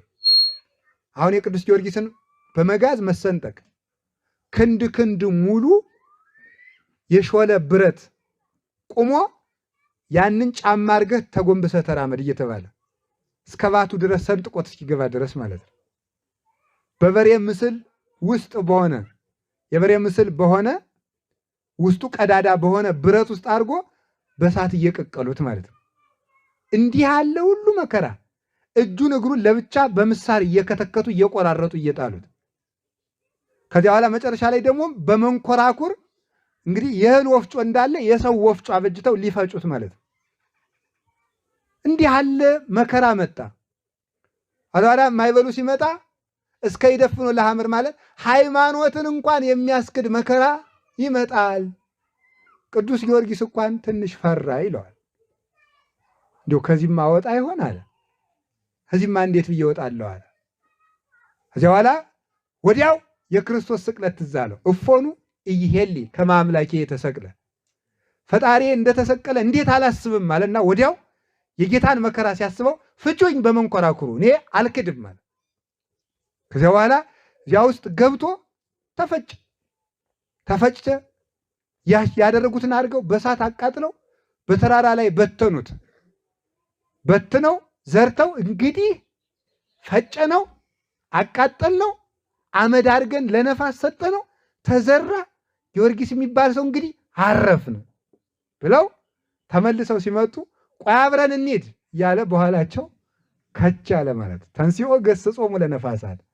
እነዚህን አላውያን ነገሥታት ወታደሮችን ገሥጻ ማነው አንተ? ማነህ አንተ? ጊዮርጊስ እንዴ እናንተ ቅድም አልበተንም? አንትሙሰ ዘረውክሙኒ ወእግዚአብሔር አምላኬ ያንሳኒ። እናንተ በተናችሁኝ፣ ፈጣሪ ያነሳኛል። ዓለም የበተነውን እግዚአብሔር ይሰበስበዋል። ዓለም የጣለውን እግዚአብሔር ያነሰዋል። እነ ቅዱስ ጊዮርጊስም ይህን ያህል መከራ ደርሶባቸው ነበር። እግዚአብሔር ግን ዝም ብሎ ነበረ። በመከራው እንደማይጎዱበት እንደሚከብሩበት፣ መክበበ ሰማዕታት እንደሚሆኑበት ያውቁ ነበረ። እምሰማዕታት የአቢ ግርማው እንዲባሉ ያውቅ ነበረ። በዚህ ኃይል እንዲያኖራቸው ስማቸው እንዲከብር ፍጡነ ረድኤት እምሩፀተ ነፋስ ወአውሎ ለዘይፄዋ አከበ ተወክሎ እንደሚባሉ ከነፋስ ፍጥነት ፈጥኖ የሚደርስ ረድኤት ኃይል ያለው ስም እንደሚሰጣቸው ያውቅ ስለነበረ በስሙ እንደሚከብሩ ያውቅ ስለነበረ ለመከራው ተላልፈው ሲሰጡ ዝም ይላቸው ነበር ስለሚያተርፉት ትርፍ። ከዚያ በኋላ ተነስቶ እንግዲህ እነዚያም እንደማይመለሱ ሰባው ነገሥታትም እንደማይመለሱ ስለሚያው ከዚህ በኋላ እኛም መከራ ተቀብለን ሰባው ነገሥታት አይመለሱም። ታምርም አደረግኩ አልተመለሱም። ሙቼም ተነሳው አልተመለሱም። ለቤተ ክርስቲያን ስትል እንግዲህ እነዚህ አይመለሱም፣ የማያፈሩ ዛፎች ናቸውና ቁረጣቸው። ታምርም ጠየቁ አልተመለሱም። ክፉ ሰው እኮ ችግር ነው። አንድ ቀን እንዲያውም ቅዱስ ጊዮርጊስን ምን አድርገውታል? እንዲያው እንግዲህ ይህንን ሰው እስቲ እንፈትነው አሉና እኛ የምንቀመጥባቸው ወንበሮች አሉ እና እነዚህን ወንበሮቹ የተሰሩት ደግሞ ግማሾቹ ከሚያፈሩ ዛፎች ግማሾቹ ከማያፈሩ ዛፎች ስለሆነ ከማያፈሩ ዛፎች የተገኙትን ወንበሮች እንዲያፈሩ አድርገህ ከሚያፈሩ ዛፎች የተሰሩትን ወንበሮች እንዳያፈሩ አድርገህ አሳየንና እንመን አለ። እንደማታምኑ አውቃለሁ፣ ግን ፈጣሪ ሁሉ እንደሚችል ለማሳየት አደርገዋለሁ አለ። ሲጸልይ ከማያፈሩ ዛፎች የተሰሩት ወንበሮች አፈሩ፣ ከሚያፈሩት ዛፎች የተፈሩት ቅጠል ብቻ ሆኑ። ሄዱና ምን አሉ? ይሄን ያደረገ አጵሎስ ይመስገን አሉ። አጵሎን ይመስገን። አይድረስ እኮ እንዲህ ያለ ልብ እግዚአብሔር ይሰውረን በእውነቱ ማለት ነው። እንደማይመለሱ ስለሚያውቅ እንግዲህ ፍትሐሪተ እግዚኦ ወተበቀል በቀሌ፣ እንግዲህ ፍረድ ብሎ ፈረደ። ከዚያ በኋላ ሰባውን ነገስታት አጠፋቸው። ወኮነ አብይ ዛይን፣ ቤተ ክርስቲያንም በቅዱስ ጊዮርጊስ ረፍት አገኘች፣ አርፋለች። እነዚህ ሰማዕታት ቤተ ክርስቲያንን ያሻገሩ ናቸው። ቅዱስ መርቆሬዎስ ቤተ ክርስቲያንን በአንድ ዘመን ቤተ ክርስቲያንን አሻግሯታል። መከራ ተቀብለው በጸሎቱ በመከራው አሻገረ። ቅዱስ ጊዮርጊስ አሻግሯል። ነቢያት አሻግረዋል። ነቢያት ከሐዋርያት አድርሰዋል። ነቢያት ከክርስቶስ አድርሰዋል። ክርስቶስ ለሐዋርያት ሰጥቷቸዋል። ሐዋርያት ለሰማዕታት ሰጥተዋታል። ይችን ቤተ ክርስቲያን ሰማዕታት ለጻድቃን ሰጥተዋቸዋል። እነዚህን ደግሞ እናመጣቸዋለን። ምንኩስናን ብሕትውናን ምንኩስናን በሰራ ጊዜ መነኮሳት በግብር መሰሉት። ዋሪጎ ውስተ ሐመር አርገ ተለዋርዳይሁ። አይዟችሁ እየጨረስን ነው። ወደ መርከብ ሲገባ በሉ እሺ፣ ደቀ መዛሙርቱ በሉ እንጂ ምን አሉት? በግብርም ማለት ነው። በግብርም መሰሉት። ብሕትውናን ምንኩስናን ሲሰራ ደግሞ መነኮሳት ተከትለውት መነኮሱ ማለት ነው። ብሕትውናውን ተከትለው ባሕታውያን ሆኑ። በብቸኝነት ኖሩ ማለት ነው። በብቸኝነት ኖሩ። መነኮሳትም ባሕታውያን በቆሮንቶስ የኖረውን፣ መነኮሳት ደግሞ የዕለተ ዓርቡን። ይሄ የመነኮሳት ቆብ ምንድን ነው? ክርስቶስ በዕለተ ዓርብ የደፋውን የሾህ አክሊል የሚወክል ነው። ያንን መከራህን እንሳተፋለን በክብርህም አትለየን ማለት ነው። ሆነልን ማለት ነው። እንግዲህ አሁን ይቺ ቆቧ ትታያችኋለች። ይቺ መስመር አላትና እነዚህ የሾሆቹ ጉንጉኖች ናቸው። ምንኩስና እንደዚህ ያለ ችግር ያለበት ሀገር ነው ማለት ነው። እምላችሁ እየዘለላችሁ ብትገቡ ነግሬያችኋለሁ። ያሳብዳል። እማምላክን መመንኮስ በጣም ችግር ነው። እንዳትመነኩስ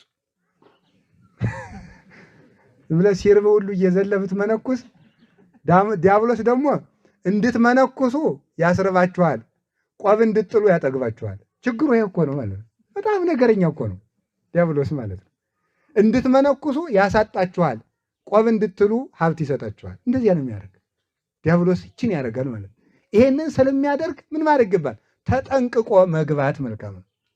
አሁን የመነኩሴን ችግር የሚያውቀው የመነኮሰ ብቻ ነው። ያልደረሰበት ሰው ምን ያውቃል የሚባለው? የመነኩሴ መከራ እውነቴን ነው የምነግራቸው። ከመነኮሰ ጀምሮ እስከ 40 ቀን ድረስ ያለው መከራ እንኳን የእናንተን የ40 ዘመኑ እንኳን አይሆንም። በጣም ችግር ነው በእውነቱ ማለት ነው። በጣም ችግር ነው።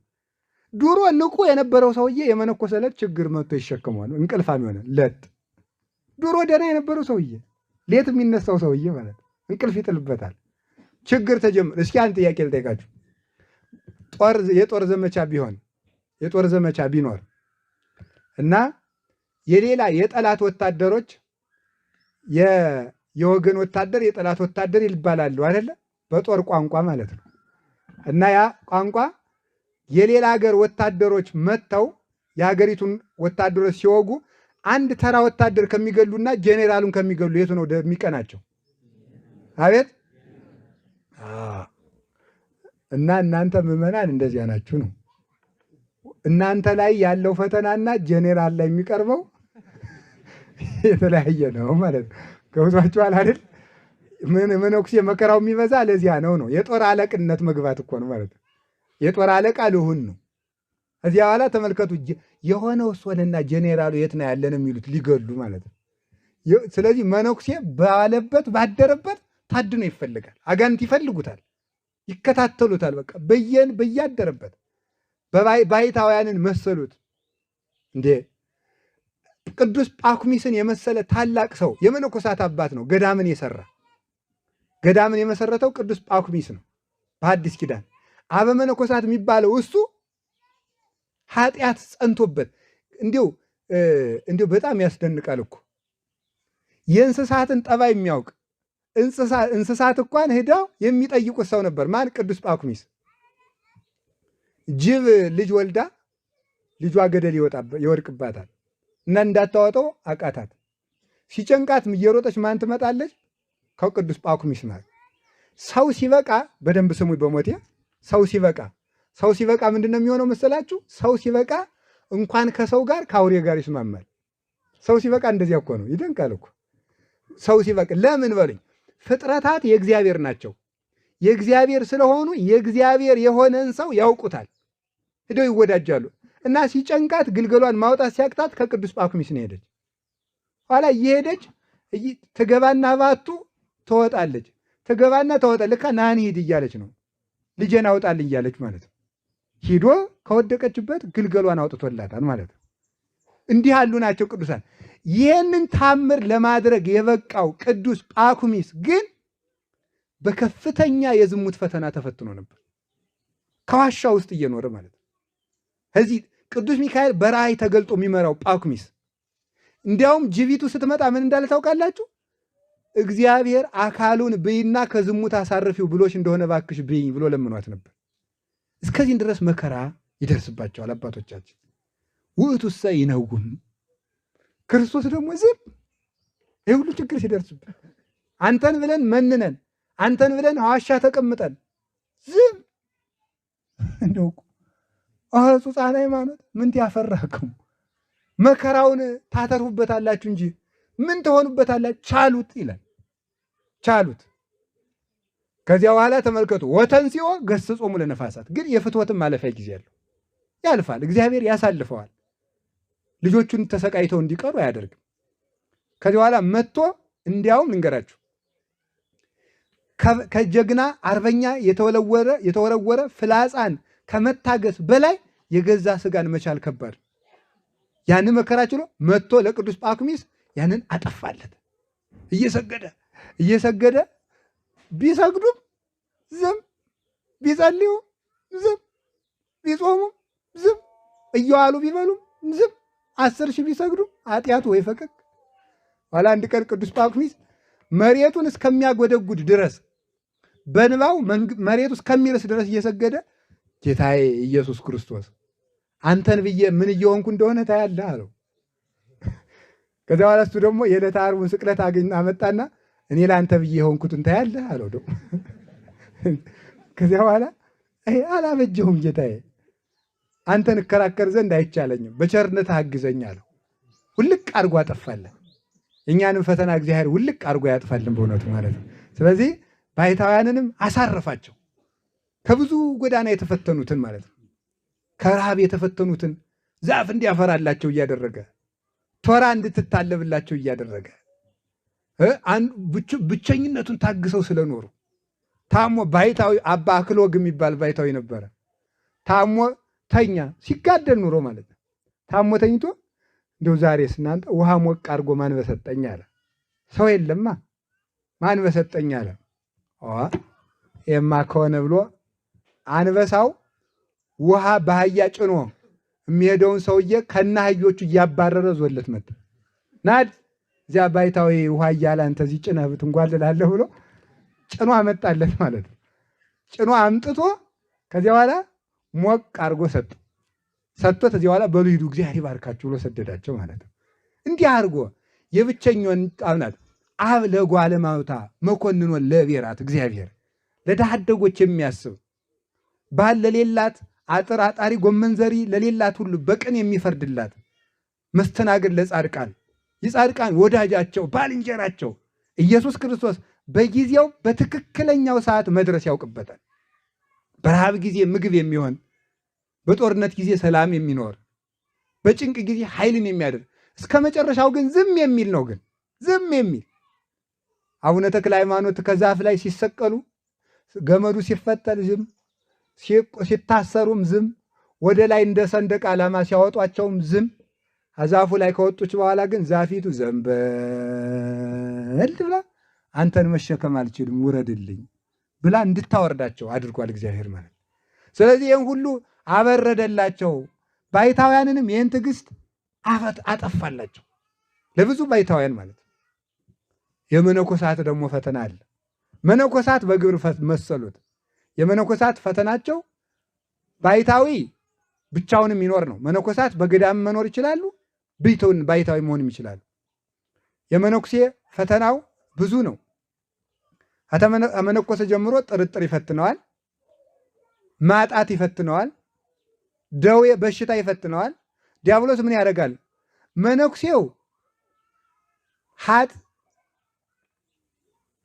ሲሰግድ፣ ሲጸልይ፣ ሲጾም ህመም ያመጣበታል። አይ እንግዲህ ሰውነቴን ልንከባከብና ልዳንና ኋላ ሰግዳለሁ ሲበላ ዝሙት ያመጣበታል። ሲጾም መታመም፣ ሲበላ ሌላ ችግር እኮ ነው እናንተ። ቢበሉዳ ባይበሉዳ ማለት ነው። ይሄንን ያመጣበታል ማለት ነው። ይህን ችግር ያመጣበታል። ይህን ችግር አምጥቶ ያስጨንቀዋል። እስከ ይደፍኖ ለሐመር ኧረ ይቅርብኝ ቋቦ እስከሚል ድረስ ማለት ነው። ወዲያ አግብቼ እኖራለሁ ያሰኘዋል ማለት ነው። እንደዚህ ያሰኘዋል። እንኳን አግብቼ እኖራለሁ ሃይማኖቴን እክዳለሁም ያስብላል። ይሄን ሁሉ መከራ ያደርስበታል። እንደውም አንድ ባይታዊ ነበርና ሲኖር አንድ መነኩሴ እየመጣ በዝሙት ተፈትኜ ይለዋል። ኧረ አንተ ወራዳ የእንቱን ስና የመቃር ስንቆ ብዙ ደግሞ ምን አይነቱ ሂድ ከዚህ ብሎ ይሰደዋል። ደግሞ በሌላ ቀን መጥቶ ይነግረዋል። ሂድ አንተ የእንቱን ስና የመቃር ስንቆ ብዙ ደግሞ እንደዚህ ይላል እንዴ? ሶስተኛ ቀን እንደዚህ ይላል። አይ እንግዲህ ምን አረጋለሁ እስከ ይደፍኖ ለሐመር እኔ ምን አረጋለሁ እንግዲህ ላግባው እንጂ ብሎ ተነስቶ ወደ ከተማ ሄዳል። ተነስቶ ከተማ ሲሄድ ከዚያ በኋላ እስከዚያ ድረስ ይውላችሁ አዛኝም እስከሚያጣ መካሪም እስከሚያጣ አጽናኝ እስከሚያጣ ድረስ እግዚአብሔር ውእቱ ሰይነውም ዝም ወጥቶ ሄደ። ወጥቶ ሲሄድ አመንገድ እዚያ በኋላ ግን እግዚአብሔር ዝም አይልም። አመንገድ ላይ አንድ አባት መጣ። ምን ሆነህ ትሄዳለህ? መነኩሴ ነበርኩ። አንድ አባት እንዲህ ብዬ ብለጋቸው ሳቁብኝ። እኔ እንግዲህ ቆቤ ልጥለው ነው አለው። በል ወንጌላ ዮሐንስ ድገም፣ እየዋልክ ብላ፣ በዓትህን ጠብቅ፣ በዚህ ተጠንቀቅ፣ ትጋ ብሎ መክሮ እግዚአብሔር ያጥፋልህ ብሎ ሰደደው። ከዚያ በኋላ ዝሙት እንዳልተፈጠረ ሆኖ ጠፋለት። ተመልሶ አቅማችንም እኮ እንድናውቅ ነው። ጎበዝ ሞኝ ናችሁ መሰለ አለች ተብሏል አይደል? አንዲት ሴትዮ ገዳም ዕለቱን ገብታ እሳት ስትሞቅ ፍንጣሪው ነካ አረጋት አሉ። እናንተ እኛን ጣድቃኖች እንዲህ ያረገ እንዲሁ የዓለሙ ሰውማ ምን ያረገው ይሆን አለች የተባለ ማለት እንደዚያ እኮ ነው የሚል ሰው ማለት ነው። እንትን ይሄ ገዳም የገባለት ሁሉ ክንፍ አውጥቼ ይሆን ብሎ በዚህ በብብቱ ዳሰስ ብሎ ማረግ ነው የሚቀረው ሰው ማለት ነው። አልተፈተነ ሰው ችግረኛ ነው። ኩሸቱ ያኩራቱ ያስቀምጣል አያስቀምጡም እኮ እውነቱ። 3 ቀን ውዳሴ ማርያም አሟልቶ ሲደግም ሰው እንዴት እንደሚመጻደቅ አተውት። ተመስገን ነው። ሰው የዓለም አልገባውም፣ የዓለም ኃላፊ ነው ይላል። ገና 3 ቀን ውዳሴ ማርያም ሲደግም እኮ ነው ማለት መጽደቅ ደቅ ነው የሚለው በእውነቱ ማለት ነው። እንደዚያ ይመጻደቃል። በእግዚአብሔር ቸርነት እንድንል ለተፈተነ እንድናዝን ሰው ወድቆ ስናይ ከመፍረድ ይልቅ እንድናዝን እኛም በዚያ ፈተና እንድናልፍ ያደርገናል። ግን ደግሞ ጥሎ አይጥለንም፣ ይመልሰናል። ደግሞ እግዚአብሔር ቸር ነው። ሰው ይጥልልናል። አሳልፎ መልሶ አመጣው። ያኛውን ሰው ይሄኛው 15 ዓመት ታግሶታል። ይገርማችኋል። መነኩሴው ባይታዊ አይ እግዚአብሔር ምን አለው ከዚህ በኋላ አቅሙን እንዲያውቅ ንብ ከአንድ ቀፎ ወደ አንድ ቀፎ እንደሚገለበጥ የዚህኛውን መነኩሴ ፈተና እዚያ ላይ ገልብጥበት እግዚአብሔር ሆይ አለው። እዚያው ላይ አደረበት። ዕለቱን ወጥቶ ሄደ። 15 ዓመት ታግሶ መጥቶ እንዲሁኝ የተፈተንኩ ስለው ሲስቅ የነበረው ባይታዊ በአንድ ቀን ወጥቶ ሄደ። ከዚህ በኋላ ደግሞ እግዚአብሔር ደግሞ ቸር አይደል?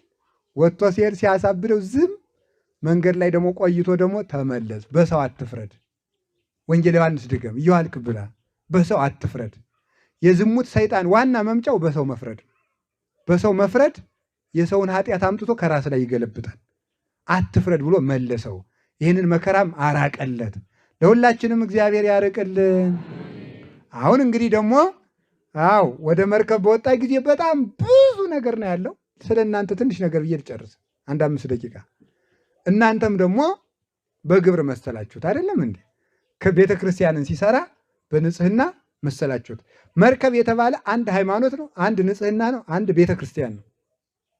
ከክርስቶስ ጋር ወደ መርከብ መግባት ማለት እሱ በሰራው ሃይማኖት እሱን ማመን ነው። አንድ ከክርስቶስ ጋር ወደ መርከብ መግባት ማለት ክርስቶስ በመሰረታት ቤተ ክርስቲያን ውስጥ መኖር ነው።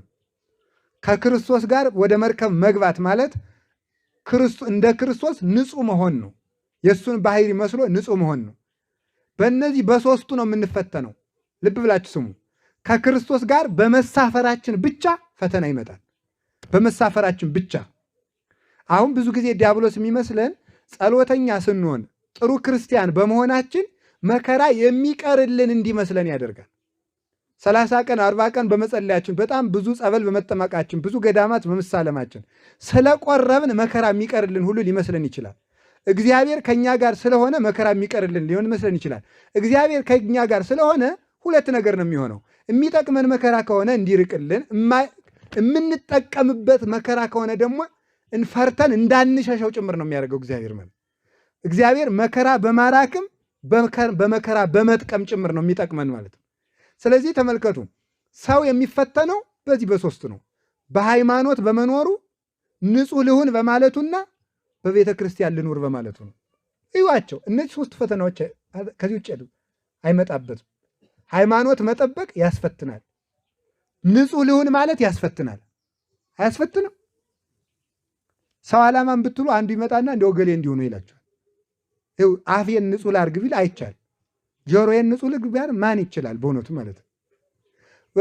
በመስሪያ ቤት ቅል ልፍረድ ስትሉ ደግሞ የውሸት ሪፖርት ይመጣባቸዋል። ይሄ ነው። በንጽህና ትፈተናላችሁ ማለት ነው። ያስገበግባችኋል፣ ያሳሳችኋል። ሳንቲሙ እጀ ንጹሕ ልጅ ሆን ጎንተል ያደርገላችኋል፣ ያሰርቀላል። ልጅ ሆነን የምናደርገው ጨዋታ የለም።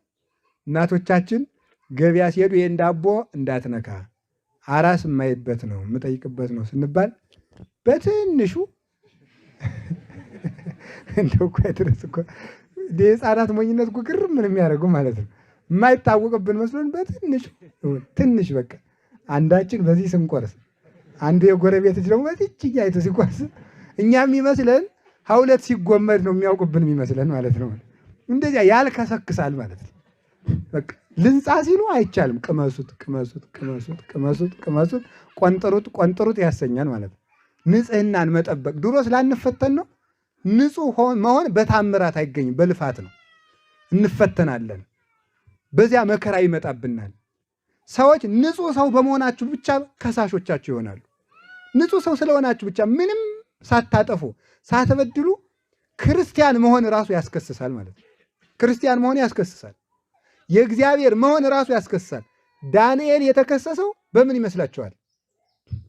እንዲሁም እንደዚህ ያለ ሰው እናንተ ዳንኤልን ብትሆኑ ምን ትሆናላችሁ? ነቢዩ ዳንኤል የተከሰሰው ምን ብትላችሁ በሶስት ሰዓት መስኮቱን ወደ ምስራቅ እያዞረ ይጸልያል ነበር ክሱ ማለት ነው። ሌላ የሚከሰስበት ጠፋ። ቀንተውበት እኮ ነው። ይሄ ከኢየሩሳሌም የመጣ ስደተኛ ባሪያ ደግሞ በሀገራችን በባቢሎን መጥቶ ደግሞ የንጉሱ ዋና ባለሟል ይሆናል። እናዋርደው ምን ይባል? አንድ ነገር የማይገኝበት ልቅም ያለ ሰው ሆነ። ስለዚህ በምን ተከሰሰ? በጸሎተኛነቱ ተከሰሰ ማለት ነው። ይህ ዓለም ልጸልይ ቢሉትም ይከሳል፣ ልጹም ቢሉትም ይከሳል፣ ጥሩ ስርዓት ያለ ነጋዴ ልሁን ቢሉት ይከሳል። በሁሉም ከሳሽ ነው። በዚህ ሁሉ ግን እግዚአብሔር ዝም ይላል። ግን መጨረሻ ላይ አይቀርም። ምን ያደርጋል? ይመጣል። ወተንሲኦ ገሥጾሙ ለነፋሳት፣ ከትዕግስት ወደ ምሕረት ተመልሶ ለሁሉም መከራ ያሳልፋል። ከቃሉ ጋር ናችሁ? ከቃሉ ጋር ናችሁ? ምዕመናን፣ የሚያሰቃይ ንጉሥ ሲነግስ እግዚአብሔር ዝም ይላል አይልም? አቤት ይላል። ለምን ነው ዝም የሚለው? ይችን አወቃችሁ ሽልማት። እግዚአብሔር ክርስቲያኖች ንስሐ ገብተው ጥሩ ስራ እየሰሩ እያለ ይፈትናል አይፈትንም? ለምን ይፈትናል? ለምን መከራ እንዲመጣ ያደርጋል?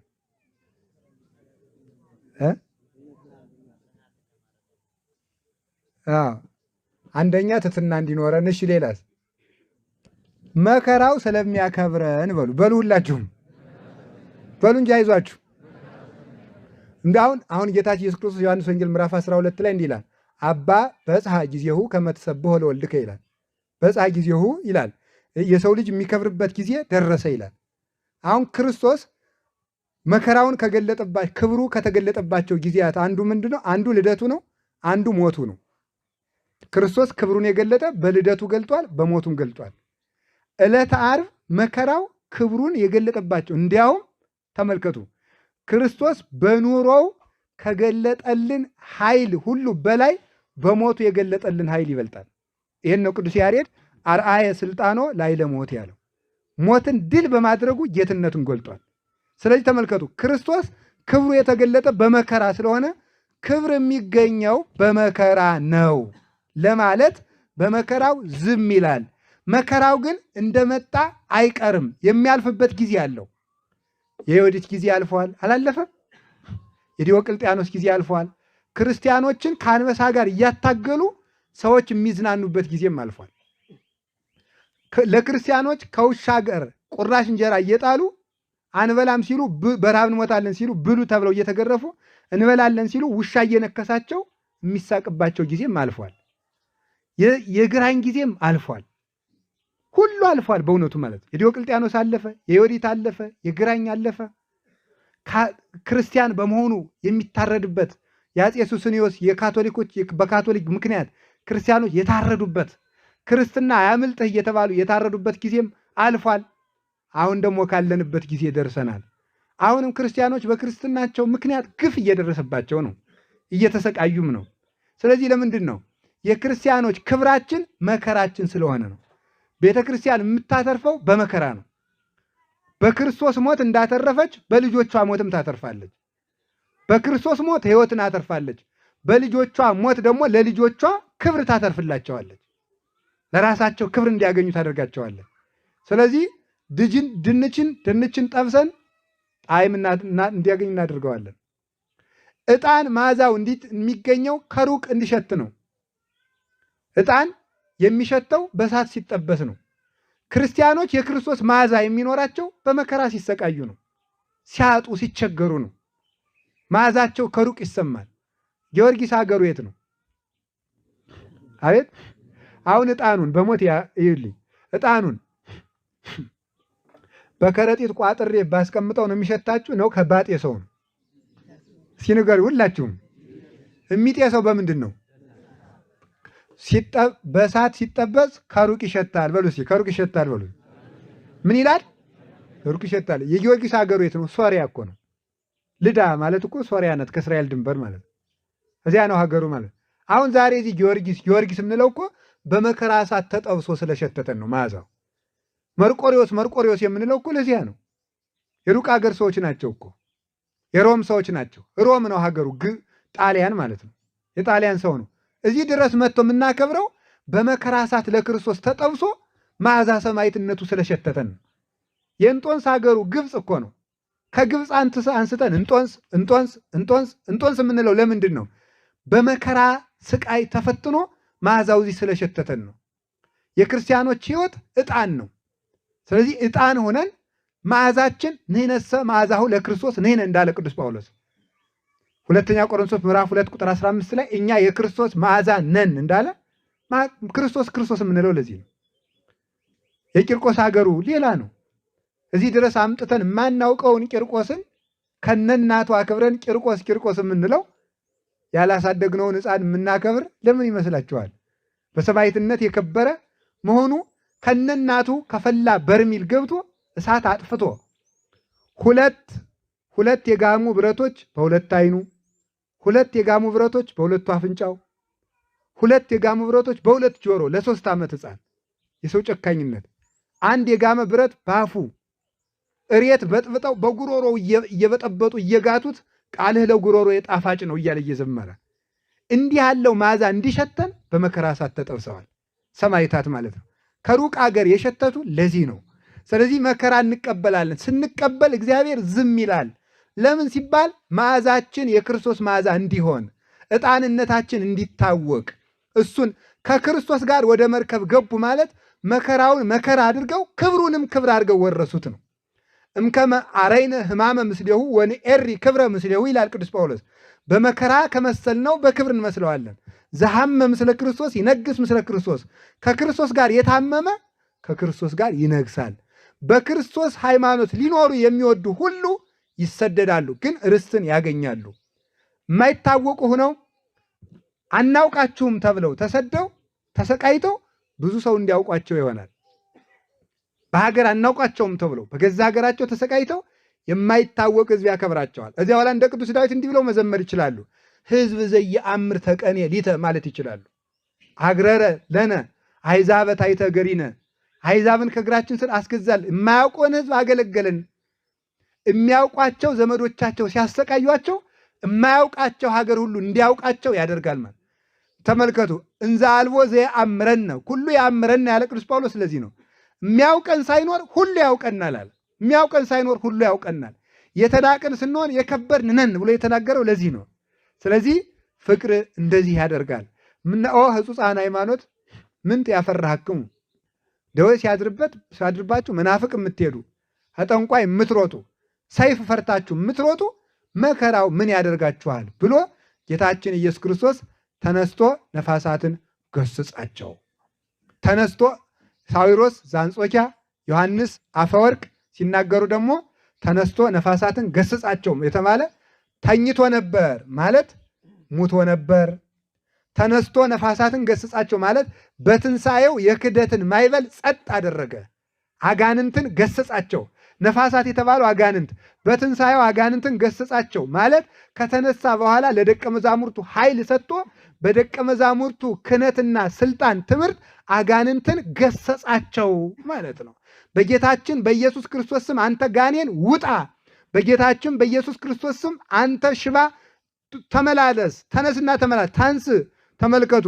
ወሁር በስመ እግዚእነ ኢየሱስ ክርስቶስ፣ በጌታችን በኢየሱስ ክርስቶስ ስም አንተ ሽባ ተነስ ተመላለስ፣ አንተ ሙት ተነሳ፣ አንተ ጋኔን ውጣ ብለው ተነስቶ በትንሣኤው ለካህናት ስልጣንን ሰጥቶ ገሰጻቸው። ዛሬም በካህናት ስልጣን የእኛንም የሁላችንም ነፋስ ይገስጽልን፣ የሁላችንም ሞገድ ያብርድልን። መድኃኔዓለም በቅዱስ ቤተ ክርስቲያን ውስጥ በሰላም ያኖረን። ልታውቁት የሚገባው ግን መልእክት ነው። ይሄ ትምህርት አይደለም። መልእክት ማስተላልፋችሁ ንጹሕ መሆን መከራ ያመጣል ነው። አንድ ሁለት፣ በቤተ ክርስቲያን ውስጥ መኖር መከራ ያመጣል ነው። ሶስት፣ ሃይማኖተኛ መሆን መከራ ያመጣል። ሶስቱን ያዛችሁልኝ ሲንገሩኝ። ንጹሕ ልሁን ማለት ምን ያደርጋል? ሁለተኛስ በቤተ ክርስቲያን መኖር፣ ሶስተኛስ ሃይማኖተኛ መሆን ምን ያደርጋል? እግዚአብሔር ደግሞ በዚህ ጊዜ ዝም ይላል በሉ እንጂ። ምክንያቱም ከመከራው እንድናተርፍ በሉ። ዝም ብሎ አይቀርም አትሉም? ተመልሶ መጥቶ መከራውን በሉ ያሳርፈናል። እግዚአብሔር ያሳርፈን። ወስብሐት ለእግዚአብሔር። ይቆየን።